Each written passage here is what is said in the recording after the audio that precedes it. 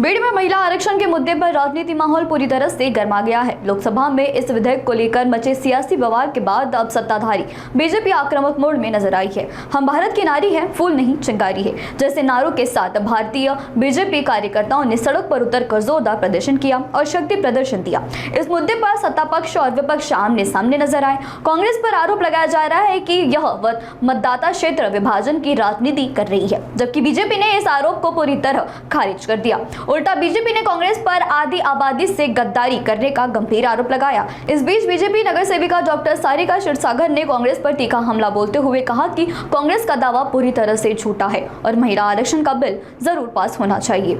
उन्होंने यह भी कहा है कि 2023 में प्रधानमंत्री नरेंद्र मोदी द्वारा संसद में लाए गए इस कानून का पहले समर्थन किया गया था, लेकिन अब बहुमत नहीं होने पर राजनीतिक विरोध किया जा रहा है। महिला शक्ती विधेयक जे बिल आपलं संसदेत मांडण्यात आलं त्याला काँग्रेस पार्टी, तृणमूल काँग्रेस पार्टी, राष्ट्रवादी काँग्रेस, शरद पवार गट, उभाठा असे यासारखे अनेक जे विरोधी पक्ष आहेत त्यांनी ते बिल पास होऊ दिलं नाही आणि महिलांच्या प्रगतीला खोडा घातला।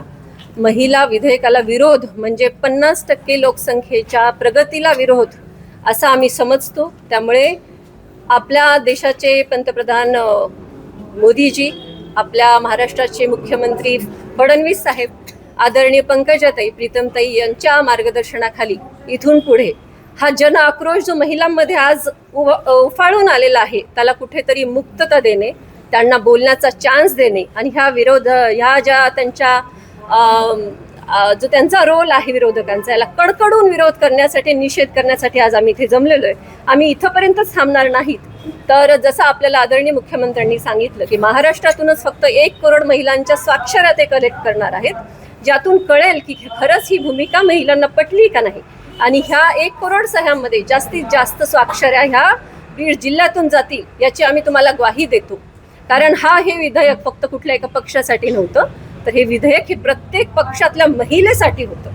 हे पहा, राजकारणामध्ये घराणेशाही असलेल्या महिला आरामात पोचतात, त्यांना ऑलरेडी पद तयार असतं, त्यांना आरक्षणाची गरज नाही। परंतु ज्या सर्वसामान्य महिला आहेत, सर्वसामान्य महिलांना आरक्षण हा एक चान्स असतो जिथे त्या राजकारणामध्ये आणि इतर गोष्टींमध्ये स्वतःला सिद्ध करू शकतात। त्यामुळे महिला विधेयकाला विरोध म्हणजे जवळपास महिलांना विरोध केल्यासारखा आहे आणि आमचा मोठा निषेध आम्ही आज इथे व्यक्त करत आहोत।